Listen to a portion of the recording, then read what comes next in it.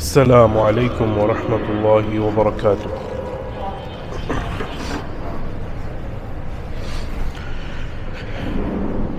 إن الحمد لله رب العالمين، والصلاة والسلام على سيد الأنبياء وخاتم المرسلين نبينا محمد بن عبد الله وعلى آله وأصحابه أجمعين، أما بعد.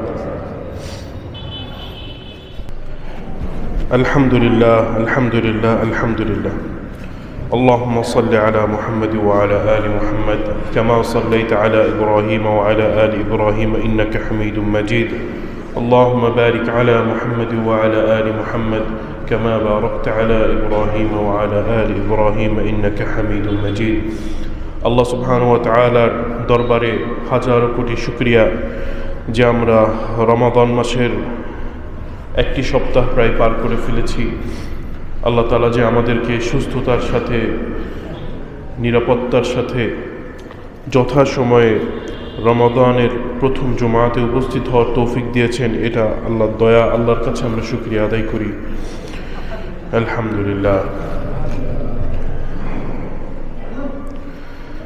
আলহামদুলিল্লাহ প্রতি বছরই রমাদান আসে। রমাদান আসলে আমরা একটু চেষ্টা করি বছরের অন্যান্য সময়ের থেকে এই সময়টা আগ্রহর সাথে উদ্দীপনার সাথে ইবাদত করতে। যুবকরা, তরুণেরা আলহামদুলিল্লাহ সকলেই চেষ্টা করেন এই মাসে কিছুটা ইবাদত বন্দেগীতে সময় দিতে। শিশু কিশোররা বাবা মার কাছ থেকে অনুমোদন পায়, শিশু কিশোরেরাও মসজিদে আসা যাওয়া করে। যাদের বয়স হয়েছেন, হয়তো অন্যান্য সময়ে চলাফেরা করতে কষ্ট হওয়ার কারণে মসজিদে যতটা সময় থাকতে পারেন, অন্যান্য সময়ে যতটা নফল নামাজ অন্যান্য ইবাদতের সাথে যুক্ত হতে পারেন, রমাদানে সকল কষ্ট ভুলে, শরীরের ব্যথা বেদনা ভুলে অনেক বেশি উদ্দীপনার সাথে ইবাদতে নিমগ্ন হয়ে যাওয়ার চেষ্টা করেন। তো আমরা যে এগুলো করতে চাচ্ছি, এগুলো সবই এই কারণেই আমরা করছি যে আমরা জানি আল্লাহ সুবহানাহু ওয়া তাআলা এই মাসটাকে বিশেষভাবে সম্মানিত করেছেন। আল্লাহ তাআলা এই মাসটাতে আমাদের জন্য রহমতের দরজাগুলো খুলে দিয়েছেন। এই মাসে আল্লাহ সুবহানাহু ওয়া তাআলা আমাদের জন্য তার কাছে ক্ষমা চাওয়ার ব্যবস্থা করে দিয়েছেন, ক্ষমা নেওয়ার ব্যবস্থা করে দিয়েছেন। হাদিস শরীফে এসেছে, মান সামা রমাদানান ঈমানান ওয়া ইহতিসাবা গুফিরা লাহু মা তাকদ্দামা মিন যামবিহি। যে ব্যক্তি ঈমানের সাথে, খেয়াল করেন, ঈমানের সাথে নিয়ত ঠিক রেখে আল্লাহর নৈকট্য লাভের জন্য যে ব্যক্তি রমজান মাসটা রোজা রাখবে, আল্লাহ তাআলা তার পূর্ববর্তী সকল গুনাহ মাফ করে দিবেন। আমরা মূলত সকলেই চাই যে আমরা যেন এই ক্ষমার ভাগটা পাই। প্রতিটা মানুষেরই কিছু ভুল ত্রুটি আছে। কুল্লু বনি আদম খাত্তা। প্রতিটা মানুষ, প্রতিটা বনি আদম, আমরা যারা মানুষ আছি, আমরা প্রত্যেকেই ভুল করি, পাপ করে ফেলি। মূলত মানুষের প্রকৃতিটাই এরকম যে মানুষ নিষ্পাপ থাকতে পারেন না। আর আমরা কিভাবে নিজেকে নিষ্পাপ দাবি করব? আমরা তো প্রতিটা ক্ষেত্রেই, প্রতিটা পদক্ষেপেই ভুলের সম্ভাবনার ভিতরে থাকি। আমরা চিন্তার মধ্যে ভুল করে ফেলি, কর্মের ভিতরে ভুল করে ফেলি, জেনে ভুল করে ফেলি, না জেনে ভুল করে ফেলি। তো এই যে আমরা এক ভুলের সমারোহের ভেতর দিয়ে আমরা জীবন পার করি, তাহলে আমাদের পরিণতিটা কি হতে পারে?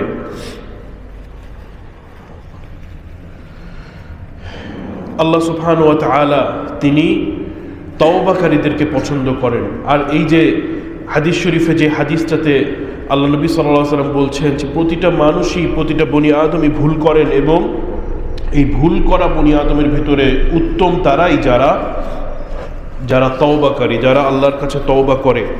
আল্লাহ সুবহানাহু ওয়া তাআলা কোরআনুল কারীমে বলেছেন, ইন্নাল্লাহা ইউহিব্বুত তাওয়াবিন ওয়া ইউহিব্বুল মুতাতাহহিরিন। আল্লাহ সুবহানাহু ওয়া তাআলা তওবাকারীদেরকে পছন্দ করেন এবং পবিত্রতা অর্জনকারী, পাক পবিত্র যারা থাকে, পবিত্রতা অর্জনকারী ব্যক্তিদেরকে আল্লাহ সুবহানাহু ওয়া তাআলা পছন্দ করেন। তা আমরা আল্লাহ সুবহানাহু ওয়া তাআলার কাছে যখন তওবা করব, সেই তওবা যেন আমরা আন্তরিকভাবে করতে পারি, স্পষ্ট ভালো নিয়তে করতে পারি, আন্তরিকতার সাথে করতে পারি, এটা হচ্ছে আমাদের কর্তব্য। রমাদান মাস এমন একটি মাস যে সময় আমরা রোজা রাখছি শুধুমাত্র আল্লাহ সুবহানাহু ওয়া তাআলাকে খুশি করার বিষয়টাকে সামনে রেখে। এমন একটা ইবাদত যে ইবাদত আল্লাহ ছাড়া কেউ জানছেন না, কেউ জানবেন না, এমন একটা ইবাদত। কেন? সকাল থেকে সন্ধ্যা পর্যন্ত আমরা খাওয়া দাওয়া অন্যান্য সব কাজ বাদ দিয়ে, হালাল যেগুলো আল্লাহ করেছেন সেগুলো বাদ দিয়ে পরিত্যাগ করে আমরা আছি। কেন? একমাত্র আল্লাহ তাআলা বলেছেন তাই। কেউ যদি নিরিবিলি কিছু পানি পান করে ফেলেন, কেউ তাকে ধরতে পারবেন না, কিন্তু তারপরেও তিনি করছেন না। এই যে চেতনা যে আমি যাই করি আল্লাহ তাআলা দেখছেন, আমি যাই করি আল্লাহ তাআলা জানছেন, এই চেতনাটা আমাদেরকে তাকওয়া অর্জন করতে সহযোগিতা করবে। কারণ তাকওয়া হচ্ছে আল্লাহ তাআলার ব্যাপারে সচেতনতা, প্রতিটি কাজের ব্যাপারে একটা সচেতন অবস্থান যে আমার এই কাজে কি আল্লাহ তাআলা খুশি হবেন নাকি আমার এই কাজে আল্লাহ তাআলা নারাজ হবেন।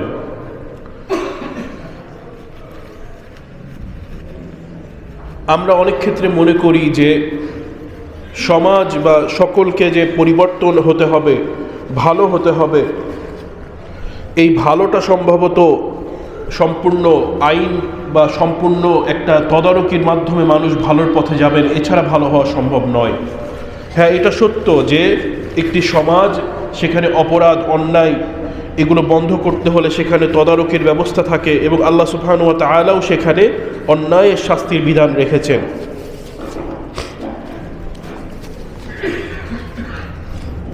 কিন্তু এর পরেও আমরা একটি বিষয় বারবার দেখতে পাই যে মুসলিমদের ভিতরে যে বিষয়টা সদা সর্বদা রয়েছে এবং থাকতে হবে, সেটা হচ্ছে সে তার নিজের রক্ষণাবেক্ষণ, সে তার নিজের সচেতন অবস্থানটা সে নিজে থেকেই রক্ষা করে। যে কারণে একজন মুসলিম, সে ব্যক্তি যখন মুআমালাত করছে, অন্যের সাথে লেনদেন করছে, সে ব্যক্তি লেনদেনের ভিতরে সততা অবলম্বন করছে, আল্লাহ সুবহানাহু ওয়া তাআলাকে সন্তুষ্ট করতে হবে এটা রক্ষা করে। একজন ইমানদার মানুষ, সে ব্যক্তি তাকওয়া অবলম্বনের চেষ্টা করেন। আর তাকওয়া অবলম্বনের মূল জায়গাটাই হচ্ছে যে আমি যা কিছু করছি আল্লাহ তাআলা জানছেন এবং আল্লাহ তাআলা খুশি হচ্ছেন নাকি নারাজ হচ্ছেন এই বিষয়ে সচেতন থেকে কাজকর্ম করার চেষ্টা করা। আর এই যে বিষয়টা যে আল্লাহ তাআলা আমাকে দেখছেন, এই বিষয়টা হাদিস শরীফে এসেছে এবং এই বিষয়টা হাদিসে জিবরিল বলি আমরা, যে জিবরাইল আলাইহিস সালাম আল্লাহ নবী সাল্লাল্লাহু আলাইহি ওয়াসাল্লামের কাছে এসে কিছু কথা জিজ্ঞাসা করেছিলেন মানুষের সামনে, অন্যান্য সাহাবায়ে কেরামদের সামনে, যে প্রশ্নগুলোর মাধ্যমে প্রশ্নের উত্তর পাওয়ার কারণে মানুষরা সে বিষয়গুলো সম্পর্কে জানলেন, ঈমান, ইসলাম, কিয়ামত সম্পর্কে কিছু প্রশ্ন করলেন।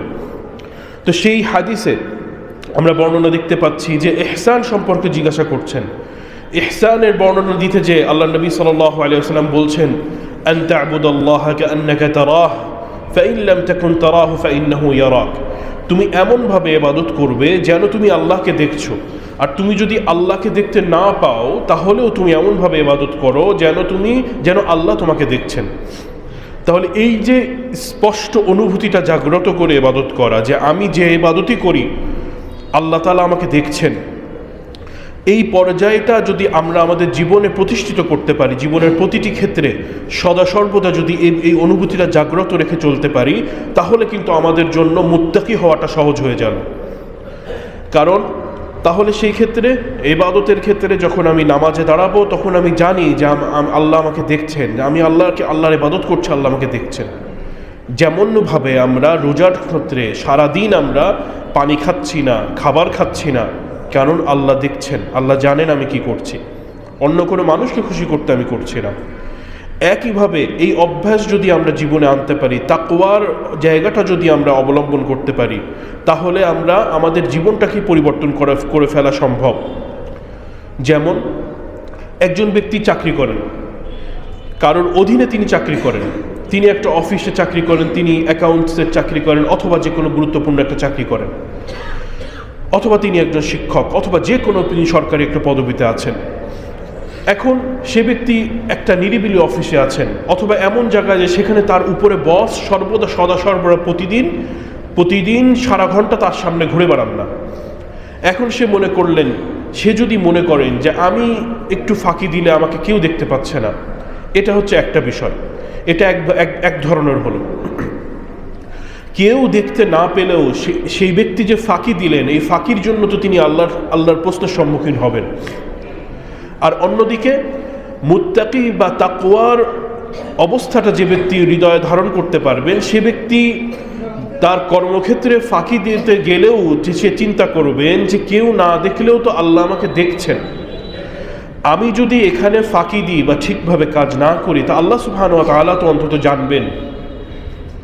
এভাবে আমরা প্রতিটি ক্ষেত্রে দেখতে পাই, ব্যবসার ক্ষেত্রে দেখতে পাই, অন্যান্য যেসব দায়বদ্ধতা আছে সকল ক্ষেত্রেই আমরা দেখতে পাই, মানুষের সাথে মুআমালাত, মানুষের সাথে লেনদেন, কথাবার্তার প্রতিটা ক্ষেত্রেই আমরা এই বিষয়টা দেখতে পাই। একটা ঘটনা আমরা জানি যে সাহাবায়ে কেরাম রাদিয়াল্লাহু আনহুম আজমাইনের পরবর্তী সময়ে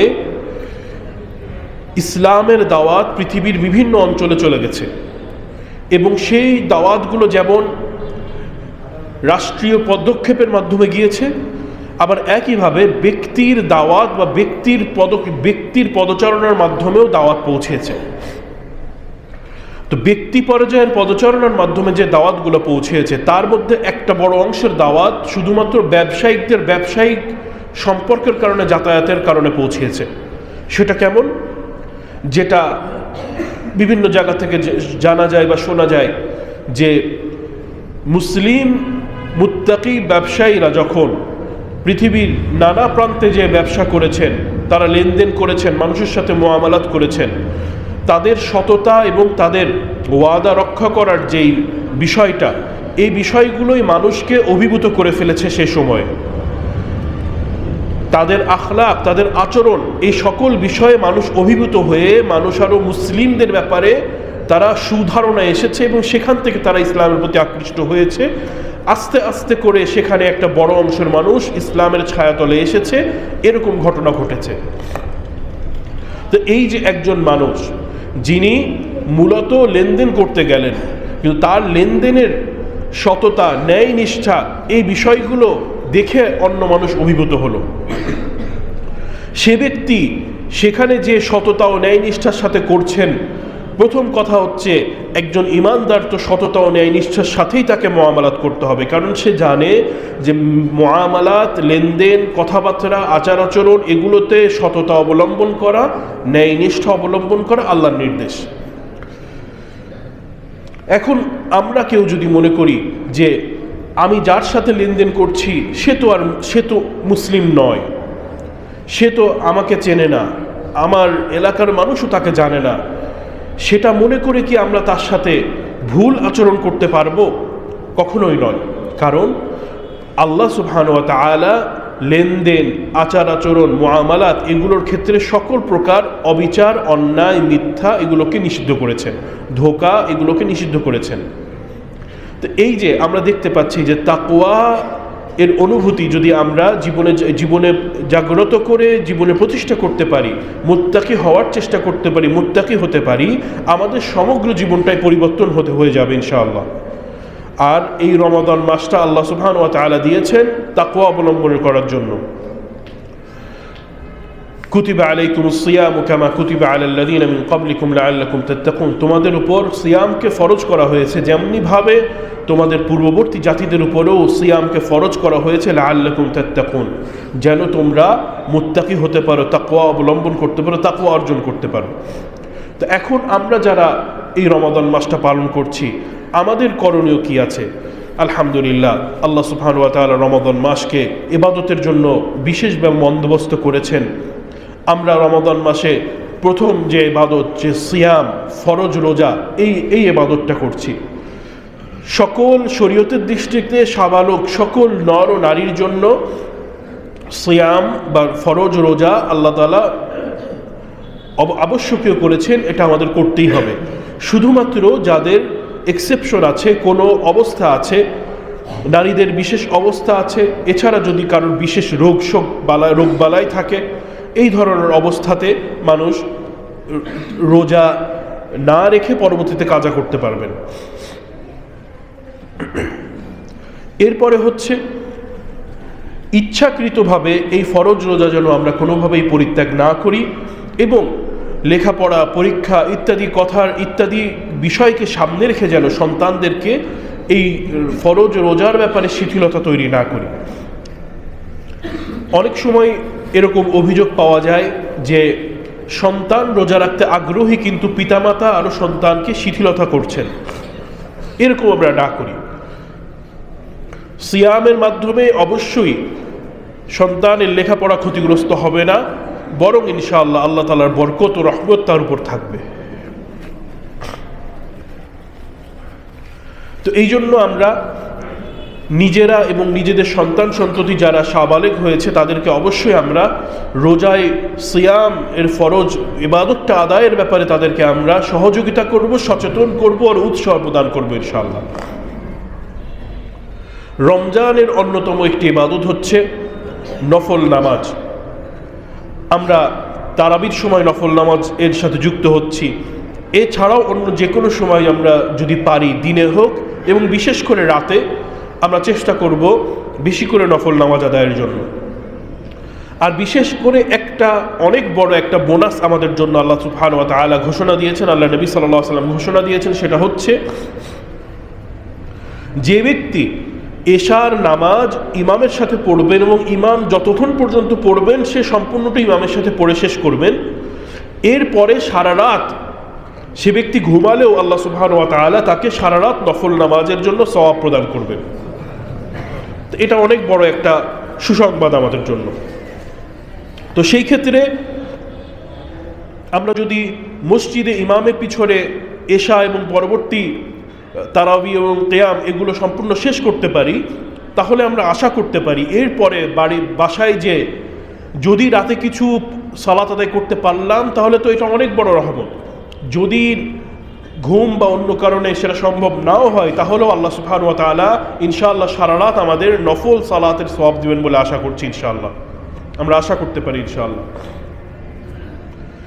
কোরআন এই মাসের অন্যতম একটা ইবাদত। কোরআনের সাথে সম্পর্ক বৃদ্ধি করার চেষ্টা করি ইনশাআল্লাহ। যারা কোরআন পড়তে পারি কিন্তু বছরের অন্যান্য সময় কোরআন পড়া হয়ে ওঠে না, আমরা চেষ্টা করব বেশি করে কোরআন তেলাওয়াতের জন্য। প্রতিদিন কিছু করে হলেও যেন কোরআন আমরা তেলাওয়াত করতে পারি। কোরআন তেলাওয়াত করা যেমন গুরুত্বপূর্ণ, কোরআন বোঝার চেষ্টা করাটাও তেমনিভাবে অনেক গুরুত্বপূর্ণ একটি বিষয়। যারা কোরআন পড়তে পারি না তারা আমরা কোরআন পড়া শিখে নিব ইনশাআল্লাহ। আলহামদুলিল্লাহ আমাদের এই মসজিদেও প্রতিদিন জোহরের নামাজের আগে কোরআনের একটা দার্স, আমাদের কোরআন শেখার, কোরআন পড়ার শেখার একটা দার্স এর আয়োজন করা হয়েছে, ব্যবস্থা করা হয়েছে, হালাকা। এবং জোহরের নামাজের পরে একটি অন্যান্য গুরুত্বপূর্ণ বিষয়কে সামনে রেখে একটি হালাকার আয়োজন করা হয়েছে এবং সেটাই রমাদানের ভিতর চলমান আছে। আমরা ইনশাআল্লাহ যদি সুযোগ থাকে অবশ্যই আমরা চেষ্টা করব সময়টাকে কাজে লাগানোর জন্য। তো নফল সালাত অন্যতম একটা ইবাদত। কোরআনুল কারীম অনেক মূল্যবান একটা ইবাদত। কোরআনের সাথে আমরা সম্পর্ক গড়ে ফেলার চেষ্টা করি এবং এই সম্পর্ককে সারা বছর আমরা প্রবাহমান জারি রাখার চেষ্টা করি। কোরআনের সাথে সম্পর্ক থাকলে আমরা আল্লাহ তাআলার নির্দেশগুলোকে বুঝতে পারবো, জানতে পারবো এবং আদায় করতে পারবো ইনশাআল্লাহ। তো আমরা এই জন্য কোরআনুল কারীমের সাথে এই মাসে কিছুটা হলেও সম্পর্ক বাড়ানোর চেষ্টা করব। যত ধরনের ইবাদত আছে, যত ধরনের নেক কাজ আছে, সব নেক কাজই আমরা বেশি করে করার চেষ্টা করব। এর মধ্যে আছে দান সাদাকা। দান সাদাকা নফল ইবাদতের ভিতরে অনেক উচ্চ পর্যায়ের একটা ইবাদত। আমরা চেষ্টা করব যার যতটুকু সম্ভব দান সাদাকা করার জন্য। বিশেষ করে রমাদানের সব থেকে মূল্যবান মুহূর্তটাই হচ্ছে রমাদানের শেষ 10 রাত। এই শেষ 10 রাতের ভিতরে আছে লাইলাতুল কদর। আমরা সাধারণত শুধু 27-এর রাতকে লাইলাতুল কদরের জন্য ইবাদতের জন্য বরাদ্দ রাখি, তবে আল্লাহ নবী সাল্লাল্লাহু আলাইহি ওয়াসাল্লাম শেষ 10 রাতের প্রতিটি রাতকেই এই লাইলাতুল কদরের অন্বেষণের জন্য ইবাদত করতে বলেছেন, বিশেষ করে বেজোড় রাতগুলো। তো এই জন্য আমরা শুধু একটা রাতকে বিশেষভাবে ইবাদত করে অন্যগুলাকে শিথিলতা না দিয়ে প্রতিটি রাতেই আমরা গুরুত্ব দিয়ে ইবাদত করি ইনশাআল্লাহ। লাইলাতুল কদর খায়রুম মিন আলফি শাহর, এমন একটা রাত যে রাত 1000 মাসের থেকে উত্তম। তো এই রাত শেষ দশকের প্রতি রাতে যদি আমরা কিছু করে দান সাদাকা করতে চেষ্টা করি, এটাও হতে পারে আল্লাহ সুবহানাহু ওয়া তাআলার একটা বড় নেয়ামত আমাদের জন্য। এই লাইলাতুল কদর খায়রুম মিন আলফি শাহর, মাত্র 10টি রাতকে আল্লাহ নবী সাল্লাল্লাহু আলাইহি ওয়াসাল্লাম চেষ্টা করতে বলেছেন। আসুন না আমরা আগে থেকে এই 10 রাতে ইবাদতের জন্য নিজেদেরকে প্রস্তুত করে রাখি। কিভাবে? সাধারণত ঈদের মার্কেটিং, ঈদের বাজারঘাটটা আমরা ওই শেষ দশকে যে করি, এবং সাধারণত ওই মাগরিবের পরেই ওই বাজারগুলো করা হয়। এর মাধ্যমে কিন্তু আমরা ওই লাইলাতুল কদরের ইবাদত করার সুযোগটা থেকে কিছুটা বঞ্চিত হয়ে যাই। যাদের ব্যবসা বাণিজ্য পরিচালনা করতে হয় তারা আমরা সেভাবে করে একটা পরিকল্পনা রাখতে পারি যে আমরা এই সময়টা লাইলাতুল কদরের ইবাদতের জন্য বের করে রাখলাম, একই সাথে দান সাদাকার বিষয়টা রাখলাম। আর যারা আমরা সে সময়ে বাধ্য নই কোনো কিছু করতে, আমরা বিশেষভাবে ইবাদতের দিকে গুরুত্ব দিয়ে যদি আগে থেকে পূর্ব পরিকল্পনা করে রাখি যে যাতে আমরা ওই সময়টাতে বেশি করে ইবাদতে মশগুল হতে পারি, আল্লাহ তাআলা হয়তো এই ওসিলায় আমাদের রমজানটাকে কবুল করতে পারেন। এরপরে শেষ দশকের আরেকটি মূল্যবান ইবাদত হচ্ছে ইতিকাফ। ইতিকাফ হচ্ছে শেষ 10 রাত, শেষ 10 দিন 10 রাত মসজিদে অবস্থান করা, আল্লাহর জন্য ইবাদতের জন্য নির্ধারিতভাবে মসজিদে অবস্থান করা। ইতিকাফের সময় মসজিদে অবস্থানটাই একটা বড় ইবাদত, এবং সেই সাথে সে বাকি যা নফল আমল করবে সেগুলো তার সাথে অতিরিক্তভাবে যুক্ত হবে। রমাদানের শেষ 10 রাতের 10 দিনের ইতিকাফ একটি মূল্যবান ইবাদত। আমরা চেষ্টা করব যাদের সম্ভব হয় এই ইবাদতে যুক্ত হওয়ার জন্য। মূলত শেষ দশকের যে ইতিকাফ, এটা অনেক ক্ষেত্রে অনেক সময় অনেকে মনে করেন যে আমাদের এলাকায় কয়েকজন করছেন, আলহামদুলিল্লাহ, হ্যাঁ কয়েকজন করছেন, সেই প্রয়োজনীয়তা যেটা ফরজে কিফায়া সেটা হয়তো আদায় হচ্ছে, কিন্তু বা আমাদের এলাকার কিছু মানুষ করছেন, তারা করছেন সেটা তাদের উপকার হচ্ছে, কিন্তু আমরা যদি করতে পারি তাহলে আমরা লাভবান হব ইনশাআল্লাহ। তো এই জন্য যারা যুবক আছি, যারা তুলনামূলকভাবে অবসরে আছি, আমরা আরও বেশি করে উৎসাহিত হই ইতিকাফ করার জন্য এবং শেষ দশককে ইবাদতে কাজে লাগানোর জন্য। রাসূল করিম সাল্লাল্লাহু আলাইহি ওয়াসাল্লাম যুবকদের জন্য অনেক সুসংবাদ দিয়েছেন। তার মধ্যে একটি বিশেষ সুসংবাদ হচ্ছে কিয়ামতের দিন যখন সূর্য মাথার উপরে থাকবে, বিচারের আগে দাঁড়িয়ে থাকতে হবে মানুষকে। সূর্য যখন মাথার উপরে থাকবে, একেবারে মাথার উপরে থাকবে, অনেক খুব ভয়াবহ অবস্থা, যেটা আল্লাহ রাব্বুল আলামিন কোরআনুল কারীমে উল্লেখ করেছেন, হাদিস শরীফে এসেছে। প্রতিটা মানুষ তখন নিজেকে নিয়ে ব্যস্ত থাকবে, আমার কি হবে আমার কি হবে বলে তারা বলতে থাকবে এবং কাঁদতে থাকবে, কেউ কারোর দিকে তাকানোর সুযোগ পাবে না। তো এই অবস্থাতে অল্প কিছু মানুষকে আল্লাহ সুবহানাহু ওয়া তাআলা আরশের ছায়া প্রদান করবেন, এবং আরও কিছু অল্প মানুষকে আল্লাহ সুবহানাহু ওয়া তাআলার অনুমোদন ক্রমে কৌসার নামক জায়গার হাউজ কৌসার বলে যেটা জানি, তার পানি পান করানো হবে সেই কঠিন সূর্যের তাপের নিচে থাকা অবস্থায়। যেহেতু আল্লাহ রাব্বুল আলামিন এত কঠিন একটা অবস্থা দিয়েছেন, কিছু মানুষকে আল্লাহ সুবহানাহু ওয়া তাআলা সে সময় বিশেষ ছায়া প্রদান করবেন। তার ভেতরে একটি দল হচ্ছে এমন যুবক যারা আল্লাহর ইবাদতের ভিতরে যারা বড় হয়েছে, শাবুন নাশাআ ফি ইবাদাতিল্লাহ। আমরা যুবক বয়সে আনন্দ উৎফুল্লতার সাথে থাকি, আলহামদুলিল্লাহ। সেই আনন্দ উৎফুল্লতার সাথে যদি আমরা আল্লাহর পথে চলতে থাকি, এটা হচ্ছে আমাদের সব থেকে উত্তম এবং এটাই আমাদের উপযুক্ত চলার পথ হবে। যুবক বয়স থেকেই যদি আল্লাহর ইবাদতের উপর গড়ে উঠে আগানোর অভ্যাস করতে পারি এবং সেই অভ্যাসের উপর চলতে চলতে ইমানের সাথে মাউত হয়, মৃত্যু হয়, আমরা আশা করতে পারি যে সেই যুবক যে ইমানদার অবস্থায় তার যৌবনকে পদার্পণ পরিচালনা করেছে আল্লাহর ইবাদতের মধ্যে, আল্লাহ তাআলা তাকে সেই মর্যাদা দিবেন। অন্যদিকে সমাজ বা আধুনিকতা আমাদের যেটা শেখায় যে যুবক বয়সে অনেক ফুর্তি করতে হবে, আনন্দ করতে হবে এবং সেই আনন্দ বিনোদন হারাম হতে হবে, সেই রাস্তা থেকে আমাদেরকে সরে আসতে হবে। আর এইভাবে তাকওয়া অবলম্বনের জন্য, আল্লাহর ইবাদতে নিজেকে মশগুল করার জন্য রমাদানের ইতিকাফ খুব একটা সুন্দর একটা ব্যবস্থাপনা।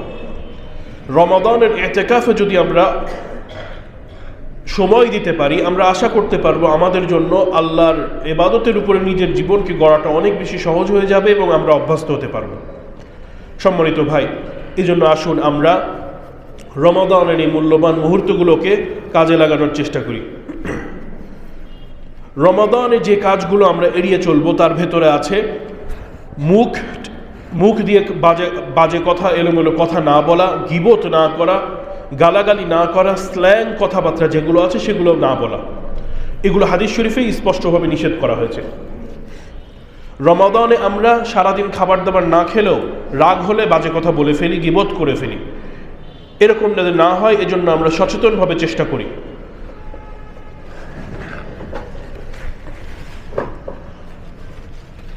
রমাদানে আমরা আমাদের মুখ এর জবানের ব্যালেন্সটাকে ঠিক রাখার চেষ্টা করি। কোনো রকম মিথ্যা কথা, কোনো রকম গালাগালি, কোনো রকম অশ্লীল কথা থেকে আমরা নিজেদের মুখকে হেফাজত করি ইনশাআল্লাহ। ঝগড়াঝাটি, মারামারি, ফাসাদ থেকে নিজেদেরকে বাঁচিয়ে রাখি। হাদিস শরীফে স্পষ্টভাবে নির্দেশ আছে যে যদি কোনো ব্যক্তি রোজাদার হয় এবং তার সাথে কেউ ঝগড়া করতে আসে, মারামারি করতে আসে, তাহলে সে ব্যক্তি বলবে ইন্নামিন সাইম, আমি রোজাদার, আমি ঝগড়া করব না। এরপরে রমাদান বা সিয়াম অবস্থায় সকল ধরনের পাপাচার বা গুনাহ থেকে আমরা বেঁচে থাকার চেষ্টা করব। বর্তমান সময়ের অন্যতম একটা উপকরণ হচ্ছে মোবাইল ফোন। তো মোবাইল ফোন বা স্মার্টফোন যদি ব্যবহার করতে হয়, সেক্ষেত্রে সচেতন থাকি যে আমরা যেন হারাম কিছু না দেখি। বিশেষ করে রোজার দিনে যদি রোজা অবস্থায় আমরা এলোমেলো কাজ করি, তাহলে এই রোজা কিন্তু আমাদেরকে তাকওয়ার যেই রহমত, আল্লাহ তাআলা যে পুরস্কার, অন্যান্য পুরস্কারের কথা বলেছেন, সেগুলো কিন্তু আমরা পাবো না, শুধুই না খেয়ে থাকা হবে। এই জন্য আসুন না আমরা এই রোজার সময়টা আমরা আমাদের কার্যক্রমটাকে নিয়ন্ত্রিত রাখি, তাহলে হয়তো আল্লাহ সুবহানাহু ওয়া তাআলা আমাদের রোজাগুলোকে কবুল করবেন এবং এর পুরস্কারগুলোকে আমাদেরকে প্রদান করবেন। আরও একটি মূল্যবান ও গুরুত্বপূর্ণ বিষয় হচ্ছে সিয়াম অবস্থায়, রোজা অবস্থায় 5 ওয়াক্ত নামাজটা যেন আমরা অবশ্যই ঠিকমতো আদায় করি। 5 ওয়াক্ত নামাজের ব্যাপারে কোনোভাবেই আমরা শিথিলতা অবলম্বন না করি। আমি যদি সকাল থেকে সন্ধ্যা পর্যন্ত আল্লাহর জন্য না খেয়ে থাকতে পারি, না পান করে থাকতে পারি, তাহলে নির্দিষ্ট সময় সালাত এবং ফরজ নামাজ আদায় করা তো ইনশাআল্লাহ আমার জন্য অত কঠিন কিছু হবে না ইনশাআল্লাহ। আর একটা বিষয় মনে রাখতে হবে, কিয়ামতের দিন সর্বপ্রথম যেই বিষয়টার হিসাব আল্লাহ সুবহানাহু ওয়া তাআলা নেবেন, তার ভিতরে কিন্তু আছে এই ফরজ নামাজ। এই জন্য আসুন না আমরা ফরজ নামাজের ব্যাপারে খেয়াল রাখি, সতর্ক হই এবং ফরজ নামাজটা আমরা ঠিকমতো আদায় করি। একইভাবে এই যে যতগুলো বিষয় আমরা এখানে আলোচনা করছি, এই সকল বিষয় কিন্তু বাড়ির নারীদের জন্য প্রযোজ্য। তারাও যেন কথাবার্তায় এলোমেলো কথা না বলেন, গীবত না করেন, গালাগালি না করেন বা খারাপ কথা বলে না ফেলেন। এ বিষয়ে তাদেরকে আমরা সহযোগিতা করব, তাদেরকে আমরা উৎসাহ প্রদান করব। ফরজ নামাজগুলো যেন ঠিকমতো আদায় করা হয়, এই বিষয়ে আমরা খেয়াল রাখব, সকলকে আমরা উৎসাহ প্রদান করব। সম্মানিত হাজিরিন, আসুন না আমরা এই রমাদানটাকে সুন্দরভাবে আদায় করার চেষ্টা করি।